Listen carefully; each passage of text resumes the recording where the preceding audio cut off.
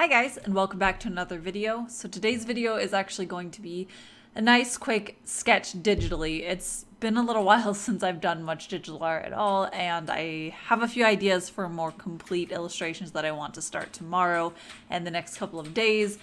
So I wanted to take tonight as a good opportunity to just get back into enjoying it and getting my hand used to using my tablet again, because that's just one of those things where you can get a little bit rusty if you haven't used it for a little while, just like all drawing. That just happens when you don't use it as much.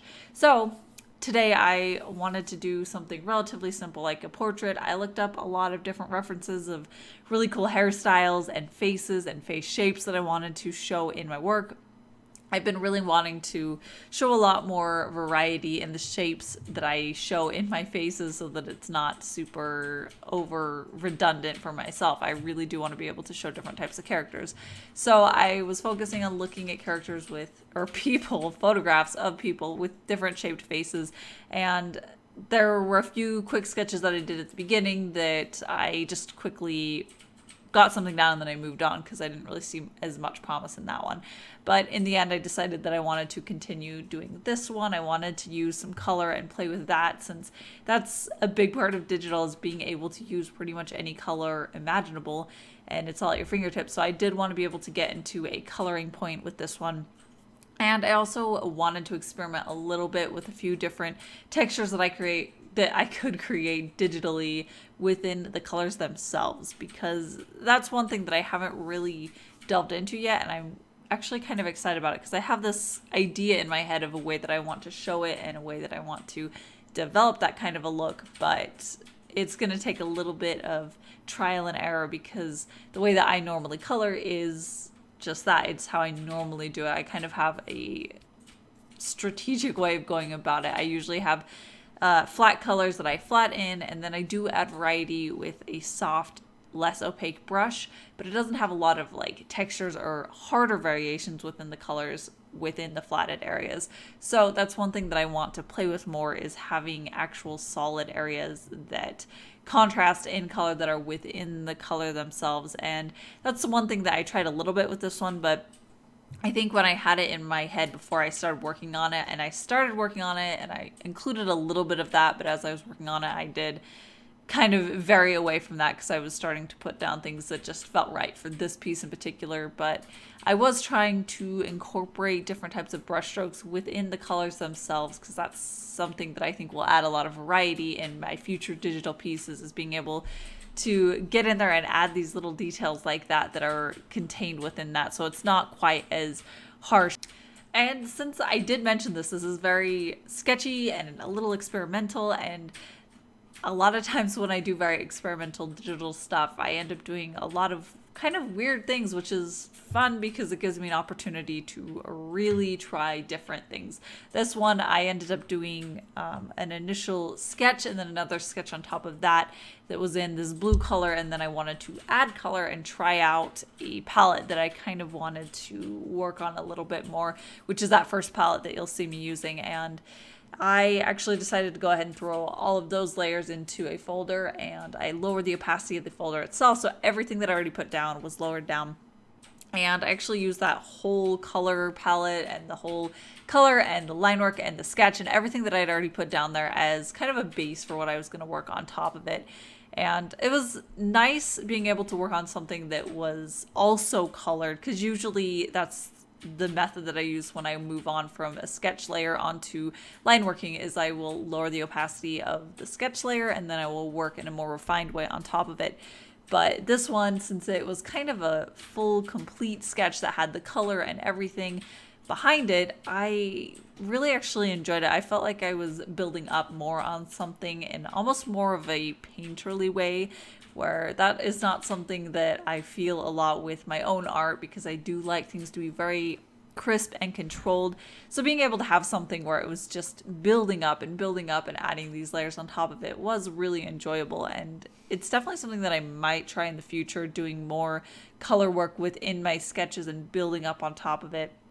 And I did want to have a lot of these like really grungy details that were in the sketches and the layers behind it that I just let them be, and I built up on top of it, and I didn't worry about cleaning a lot of those out because I actually really like that look in my sketch work where it does have a lot of those layers and the things that I have changed or fixed or guidelines for the face. I think that that adds a lot of character to a sketch, and I like it personally when it is really kind of grungy and I can see the steps that I took to get to that final image. I mean, my more refined finished pieces, I usually steer away from that. I usually like them to be pretty refined and controlled, but that is one thing that I feel like my sketches differ a little bit for, and I do enjoy that because I do feel like that gives me the opportunity to loosen up and have that kind of grunginess to it and the looseness of the brush without needing to always have it in.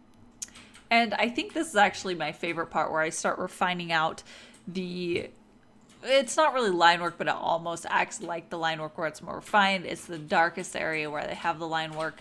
But I actually really loved incorporating this hatching effect. That's something that I used a lot when I was using micron pens and I was working more traditionally. And I've lately been trying to bring that back into the way that I'm working now because I really always loved that look. I loved actually drawing it in there. It was really pleasant to be able to fill in these shadow shapes with hatching like this. It is one thing though that I would like to find a way to incorporate it into my final work, and I don't think the right way to do it, for me at least, is in the line work. I actually think that this is an example a little bit of what I was talking at the beginning where I wanted to add more variation and line work, or not line work, different shapes within the colors themselves, because I think that it would be really cool to go in with a hatching effect like this where it is a slightly different color within the flatted color layers rather than the line work itself. So I know this is kind of something that's more I'm not actually showing it and I'm more conceptualizing it, but working on this piece, it did help me realize how exactly I wanted to incorporate that and how I want to work on it more.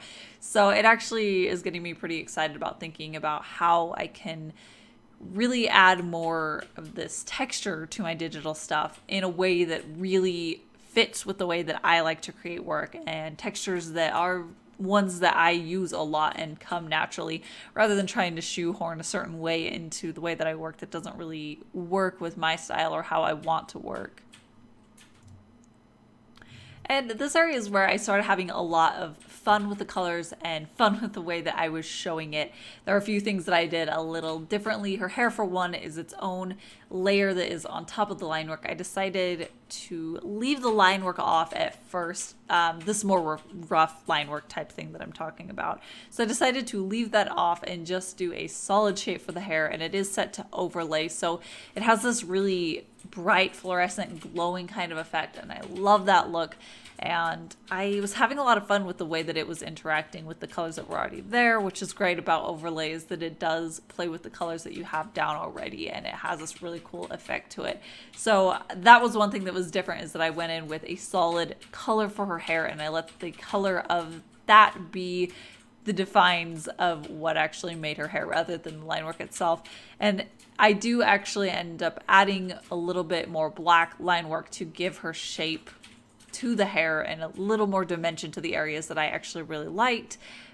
But I really enjoyed going in there and adding it afterwards and emphasizing the shape that I had created in the coloring alone, which it was actually really helpful to be able to work in a more blocked in kind of a way. I liked that.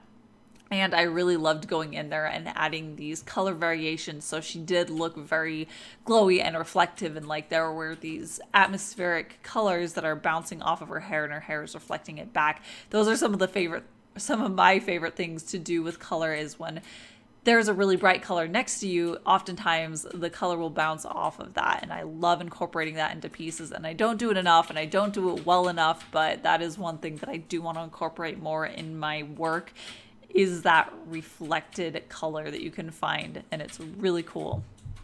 And this final part is where it really just comes together for me, when I give her these really, really huge dark irises and pupils. It has that alien look that I wanted from the beginning, but I hadn't quite achieved yet. So once I added that, it felt like, yes, this is right for this piece.